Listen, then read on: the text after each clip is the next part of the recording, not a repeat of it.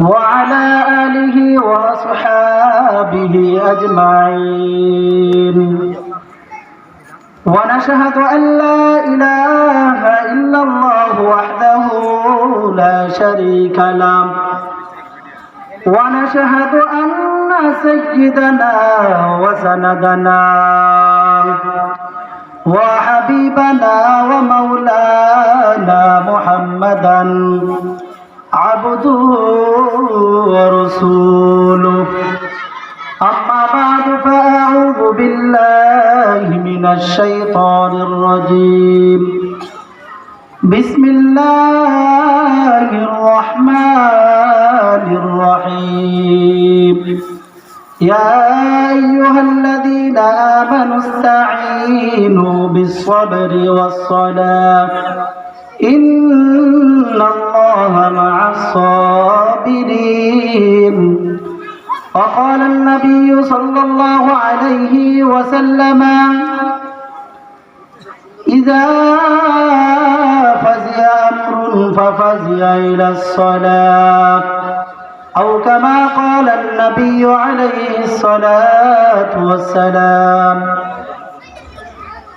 وقال تعالى في شان حبيبه إن الله وملائكته يصلون على النبي يا أيها الذين آمنوا صلوا عليه وسلموا تسليما شكل درود إبراهيم পড়ি اللهم صل على محمد وعلى آل محمد كما صليت على إبراهيم وعلى آل إبراهيم إنك حميد مجيد طواف كعبہ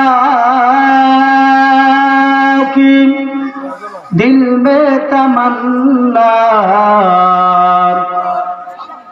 زیارت مدینہ کی दिल में तमन्ना थी है मेरे पास सफर की समाना बलगल उला बिकमालिही कशफत दुजा बिजमालिही हसनत जमीउ खिसालिही सल्लु अलैहि व आलिहि আলহামদুলিল্লাহ ডাকপাড়া সরফুল বিবি নুরানি ও হাফিজি মহিলা কওমি মাদ্রাসার উদ্যোগে বাৎসরিক ওয়াজ মাহফিলের সম্মানিত সভাপতি সম্মুখপানে দিন প্রিয় ইসলাম প্রিয় আল্লাহ পাক রব্বুল আলামিনের আশিকিন জাকিরিন মুহিব্বিন পর্দার অন্তরায় শ্রদ্ধেয় সম্মানিত মা বোনেরা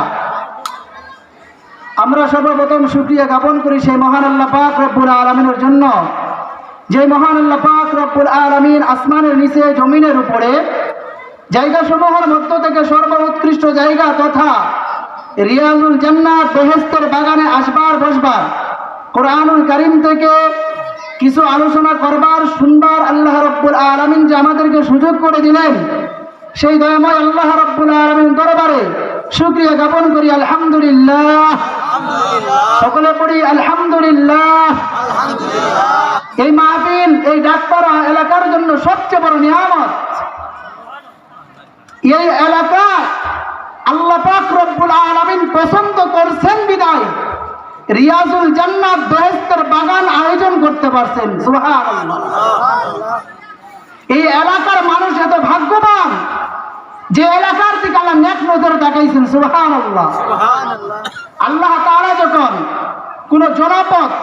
কোন জনপদের মানুষকে পছন্দ করেন ভালোবাসেন দ্বীনের জন্য ভালোবাসেন আল্লাহ তাআলা তাকে দ্বীনের কাজের জন্য যখন মনসুর করেন কবুল করেন এটা কেন কবুল করেন যে ওই এলাকার লোক আল্লাহর কাছে পছন্দীয় নয় এই জন্য আল্লাহ রাব্বুল আলামিন তাদেরকে দিয়ে আল্লাহ দ্বীনের কাজ করায় সুবহানাল্লাহ আল্লাহ পাক রব্বুল আলামিন কোরআনে হাকিমের মধ্যে বলেন ওয়া তাআওয়ানু আলাল বিররি ওয়াত তাকওয়া আল্লাহ পাক রব্বুল আলামিন বলেন ওয়া তাআওয়ানু তোমরা একে অপরের সহযোগিতা সহযোগিতা করো। আল্লাহ বলেন একে অপরে তোমরা সহযোগিতা করো আলাল বিররি, নেক কাজের উপর। এই মাহফিল একটা নেক কাজের একটা জায়গা। এই জায়গায় যারা আসবে, যারা বসবে, এরা নেকের উদ্দেশ্যে আসছে, ঠিক কিনা? আর আল্লাহ রাব্বুল আলামিন বলেন তাআওয়ানু, হে দুনিয়ার আমার বান্দারা, আমার বান্দা বান্দিরা, তোমরা নেক কাজকে সহযোগিতা করো। সুবহানাল্লাহ। আল্লাহ বলেন তাআওয়ানু, তোমরা নেক কাজের জন্য তোমরা একে অপরে সকলে মিলে একে অপরের নেক কাজের মধ্যে সহযোগিতার ভিতর লিপ্ত হয়ে যাও। তাহলে এই এলাকার জন্য এই নেক কাজ জনিত মাহফিল আল্লাহ পাক রব্বুল আলামিন এলাকার লোককে ভালোবাসেন বিদায় আল্লাহ পাক রব্বুল আলামিন রিয়াজুল জান্নাতের আয়োজন করার এলাকার জন্য তৌফিক দিয়েছেন। সকলে বলি সুবহানাল্লাহ। আল্লাহ পাক রব্বুল আলামিন দুনিয়ার জমিনের মধ্যে যদি কাউকে ভালোবাসেন, দুনিয়াতে যদি কাউকে ভালোবাসেন, আল্লাহ পাক রব্বুল আলামিন অনেক লোককে আল্লাহ ভালোবাসেন। তন্মধ্য থেকে কিছু লোক আছে যাদেরকে আল্লাহ স্পেশাল ভাবে ভালোবাসেন। স্পেশাল ভাবে কি করেন? ভালোবাসেন। আল্লাহ পাক রব্বুল আলামিন সূরা আলে ইমরানের 146 নম্বর আয়াতের মধ্যে আল্লাহ বলেন আল্লাহু ইউহিব্বুস সাবিরিন, আল্লাহু ইউহিব্বুস সাবিরিন। আল্লাহ পাক রব্বুল আলামিন ধৈর্যশীলদেরকে ভালোবাসেন। সুবহানাল্লাহ। ধৈর্যশীল, আমাদের ভিতরে ধৈর্যের পরিচয় নাই, আমরা ধৈর্য ধারণ করতেই পারি না। ধৈর্য যারা ধারণ করতে পারবে আল্লাহ ধৈর্যশীলদেরকে আল্লাহ তাআলা ভালোবাসেন। সুবহানাল্লাহ। আল্লাহ রাব্বুল আলামিন দুনিয়ার জমিনের মধ্যে যাকে ভালোবাসেন, তিরমিজি 2য় খণ্ডের ভিতরে বাবুত তাফসীরের ভিতরে আছে আল্লাহ পাক রব্বুল আলামিন আসমানের ফেরেশতা জিবরাইল আলাইহিস সালাতু ওয়াস সালাম কে বলে, জিবরাইল দুনিয়ার জমিনের মধ্যে আমি অমুক এলাকার লোককে ভালোবাসি। সুবহানাল্লাহ। আমি অমুক ব্যক্তিকে ভালোবাসি, আমি অমুক লোককে বিশেষভাবে আমি আল্লাহ মহব্বত করি, আমি আল্লাহ ভালোবাসি, মহব্বত করি। ও ফেরেশতা, আসমানের যত ফেরেশতা আছে সমস্ত ফেরেশতার মধ্যে ঘোষণা করে দাও আমি আল্লাহ রব্বুল আলামিন অমুক ব্যক্তিকে অমুক এলাকার লোককে ভালোবাসি। ও ফেরেশতারা তোমরাও তাকে ভালোবাসো। সুবহানাল্লাহ। তোমরাও এলাকার লোকদেরকে ভালোবাসো। এরকম ভাবে দুনিয়ার জমিনের ভিতরে জিবরাইল দুনিয়ার জমিনের ভিতরে আগমন করেন। দুনিয়ার যে ফেরেশতা আছে দুনিয়ার ফেরেশতার ভিতরে ঘোষণা দিয়ে দেয়, ও দুনিয়ার ফেরেশতা, আল্লাহ পাক রব্বুল আলামিন ওই এলাকার অমুক ব্যক্তিকে ভালোবাসেন, অমুক এলাকার লোককে ভালোবাসেন। ও দুনিয়ার ফেরেশতা, তোমরাও তাদেরকে ভালোবাসো, তাকে ভালোবাসো। সুবহানাল্লাহ। তাহলে এই এলাকার ভিতরে যারা আমরা এই মাহফিলকে আয়োজন করলাম, মাহফিলকে সহযোগিতা করলাম, আইসে বসলাম এবং শ্রবণ করলাম, এর দ্বারা আমরা কি করলাম? সহযোগিতা করলাম। আর এবং কি এটা কেন করলাম? ধৈর্যের পরিচয় দিলাম, ঠিক কিনা?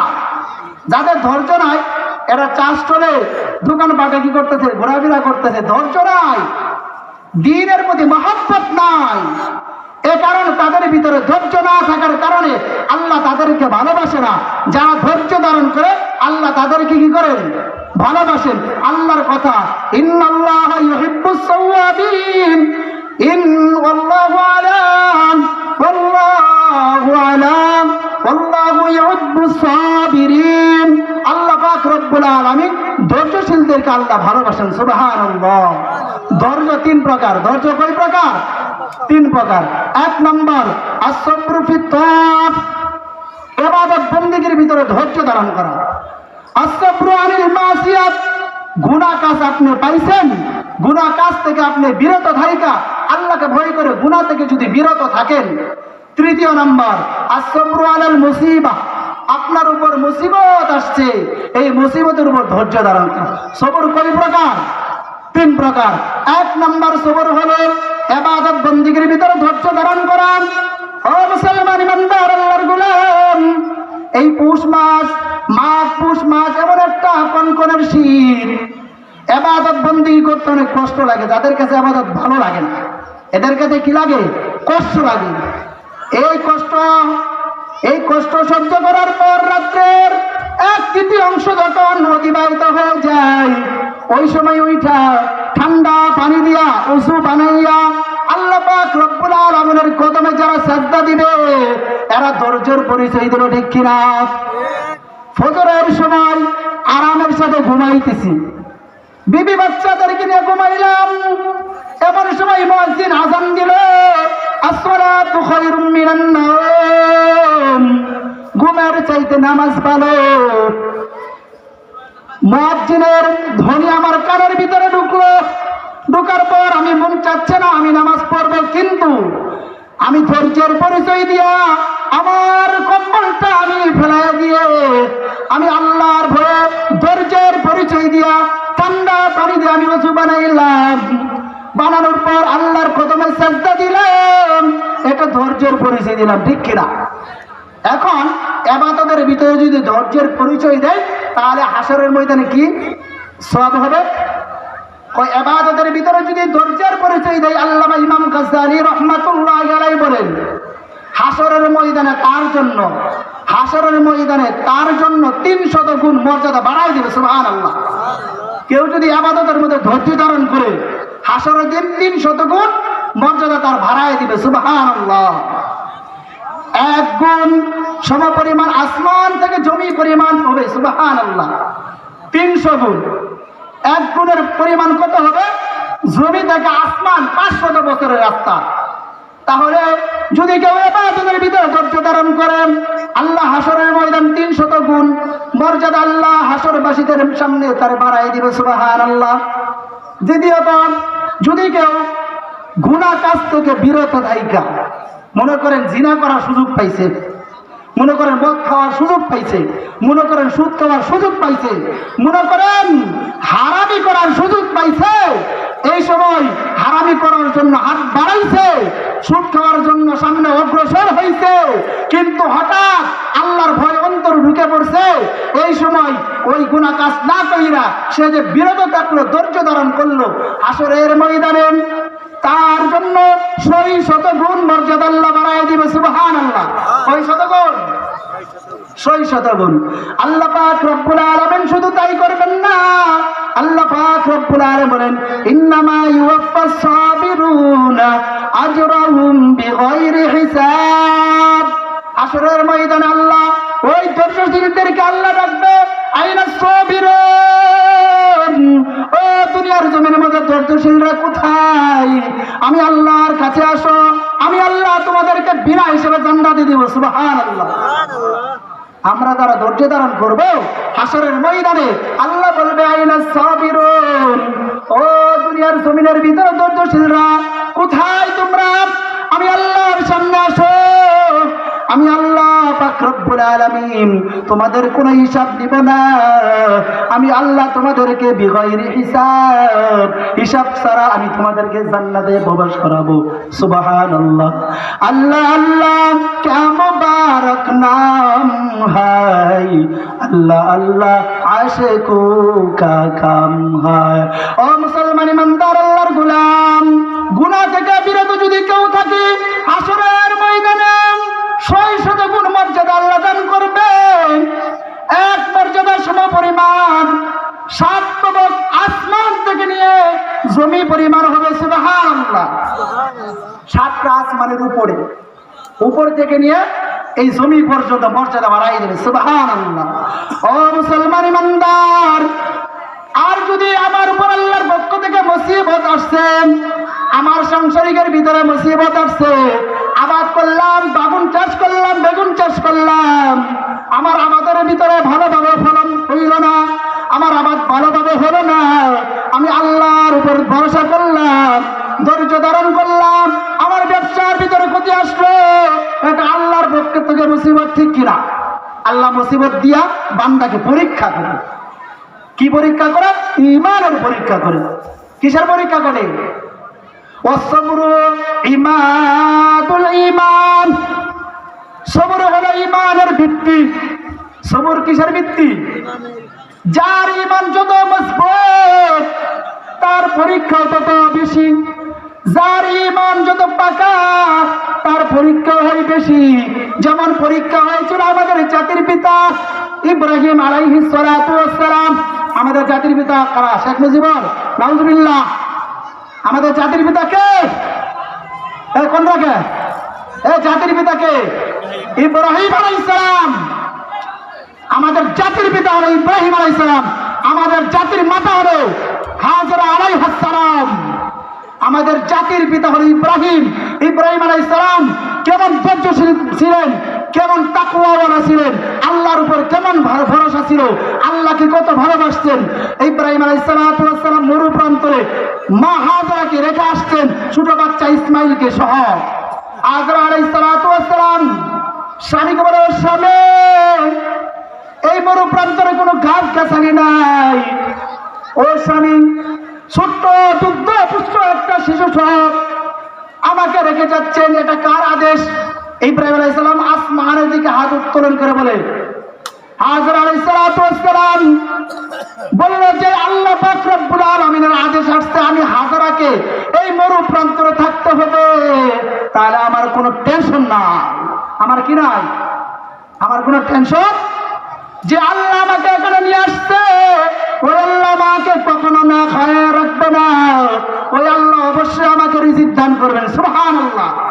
ওই এলাকার মারাম ও আব্বা জানেরা দেখেন আমাদের জাতির মাতা হাজরার কেমন আল্লাহর উপর তাওয়াক্কুল, আর আমাদের মা বোনের কেমন আল্লাহর উপর তাওয়াক্কুল।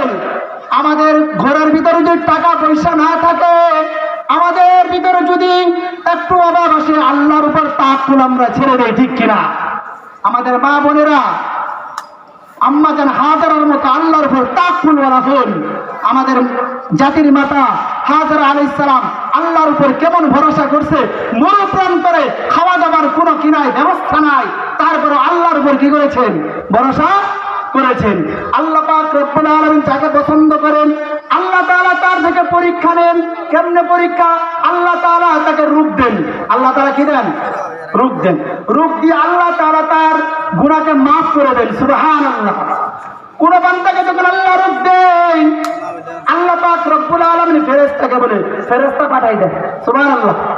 আমাদের মধ্যে কারো জ্বর আসলে, শরীরে ফোড়া বেড়াইলে, এরকম ভাবে অনেক রোগ ব্যাধিতে যখন আমরা জড়িত হয়ে যাই, আল্লাহ পাক রব্বুল আলামিন ফেরেশতা পাঠায় দেন। ফেরেশতাকে আল্লাহ বলে, ও ফেরেশতা, সে সুস্থ অবস্থায় যে আমলটা করত তার আমল নামায় সেই আমলটা লিখে দাও। সুবহানাল্লাহ। আল্লাহ রূপ কেন দেয়? আল্লাহ তাআলা বান্দাকে মাফ করার জন্য। সুবহানাল্লাহ। ও মুসলমান ইমানদার আল্লাহর গোলাম, বনি ইসরাইলের ভিতরে একটা লম্পট এক ব্যক্তি ছিল। কি ব্যক্তি ছিল? খারাপ, লম্পট, যার মাস্তানি, রাহাজানি, চুরি, ডাকাতি, অত্যাচারের কারণে কেউ ভালোভাবে থাকতে পারত না, সবার কাছে ঘৃণিত ছিল। বনি ইসরাইলের লোকের আল্লাহর কাছে দোয়া করে, আল্লাহ, ও আল্লাহ তুমি একটা ব্যবস্থা করে দাও। আল্লাহ পাক রব্বুল আলামিন বনি ইসরাইলের কথা শুনছেন। সুবহানাল্লাহ। আল্লাহ পাক রব্বুল আলামিন মুসা আলাইহিস সালামের উপর ওহী নাযিল করলেন। কি নাযিল করলেন? ওহী নাযিল করার পর আল্লাহ পাক রব্বুল আলামিন মুসাকে বললেন, ওই এলাকা থেকে অমুক লোককে তুমি বের করে দাও। হযরত মুসা আলাইহিস সালাম ওই লম্পট খারাপ লোকটাকে বের করে দিলেন জঙ্গলে। কোথায়? ও মুসলমান, ওই খারাপ লোকটাকে কোথায় বের করে দিল? জঙ্গলে। আমার কথা বুঝতেছেন আপনারা? বললেন জঙ্গলে বের করে দিলেন। জঙ্গলে তো কেউ নাই, গাছ গাছালি, পশু পাখি। এবার আল্লাহ পাক রব্বুল আলামিন মুসা আলাইহিস সালামের উপর আবার ওহী নাযিল করলো, ও পয়গম্বর মুসা, ওই ব্যক্তিকে জঙ্গলে রাখা যাবে না, ওই ব্যক্তিকে মরু প্রান্তরে রেখে আসো, তাকে জঙ্গল থেকে তাড়ায় দাও, যেখানে কোনো মানুষের বসবাস নাই, গাছ গাছালি নাই, খাওয়ার কোনো ব্যবস্থা নাই, ওই জায়গায় তাকে তাড়ায় দাও। আল্লাহ পাক রব্বুল আলামিনের আদেশে হযরত মুসা আলাইহিস সালাম ওই লম্পট, ওই খারাপ লোকটাকে অন্যত্র বের করে দিলেন। এমন এক জায়গায় লোকটাকে তাড়ায় দিল, ওই জায়গায় যাওয়ার পর লোকটা অসুস্থ হয়ে গেল। কি হয়ে গেল? অসুস্থ হয়ে গেল। রোগ, আল্লাহ যে অসুখ হওয়ার পর গুনাহ মাফ করে, এটার একটা ঘটনা বলতেছি, ঠিক আছে? খারাপ লোকের যদি অসুখ অবস্থায় আল্লাহর কাছে চাইলে আল্লাহ কি করে দেয়? মাফ করে দেয়। সুবহানাল্লাহ। এবার লোকটার এমন এক মরু প্রান্তরে গিয়ে উপস্থিত হয়েছে, তার বিরাট রূপ। আল্লাহ তাআলা তার শরীরের ভিতরে এমন এক রূপ দিলেন, রোগান্ত অবস্থায় আল্লাহ তাআলার কাছে দোয়া করতেছে, আল্লাহ আমার এই রূপটা যদি বাড়িতে হইতো, আমার মা আমার সেবা করত, আমার বিবি আমার সেবা শুশ্রূষা করত, আমার সন্তান দেখত, আমার বাড়ি বেড়াদার দেখত, আমার পাড়াপড়শি লোকেরা দেখত, আমার কওমের সম্প্রদায়ের লোকেরা দেখত। আল্লাহ আমি এমন এক জায়গায় উপস্থিত হয়েছে, এমন এক জায়গায় উপনীত হয়ে গেছি, ও আল্লাহ এখানে আমাকে দেখার মতো কেউ নাই। আমার গুনার কারণে, আমার খারাপি হওয়ার কারণে, খারাপতার কারণে আয় আল্লাহ মূসা আলাইহিস সালাম আমাকে বের করে দিয়েছেন। ও আল্লাহ তোমার কাছে আমি মাফ চাই, ও আল্লাহ দয়া করে তুমি আমারে মাফ করে দাও। সুবহানাল্লাহ। এরকম ভাবে আল্লাহর কাছে মাফ চাইছে। আল্লাহ পাক রব্বুল আলামিন মূসা আলাইহিস সালামের কাছে ওহী নাযিল করছেন। কি নাযিল করছেন? ওহী নাযিল করে বলছে, আমার এক বন্ধু মরু প্রান্তরে আছে, তাকে নিয়ে আসো। ঠিক আছে? শুধু তাই নয়, মুসলমান ইমানদার ওই জায়গায় ওই ব্যক্তি ওই অবস্থায় ইন্তেকাল করলেন। ইন্তেকাল করার আগ মুহূর্তে আল্লাহ পাক রব্বুল আলামিন তার মায়ের সুরতে, তার বিবির সুরতে, তার মায়ের সুরতে ফেরেশতা পাঠিয়ে দিলেন। সুবহানাল্লাহ। মার সুরতে একজন ফেরেশতা পাঠাইলেন, বিবির সুরতে একজন ফেরেশতা পাঠাই দিলেন, মায়ের সুরতে একজন ফেরেশতা পাঠাইয়া তাকে সেবা শুশ্রূষা করাইলেন। এই অবস্থায় সে ইন্তেকাল করলেন। সুবহানাল্লাহ।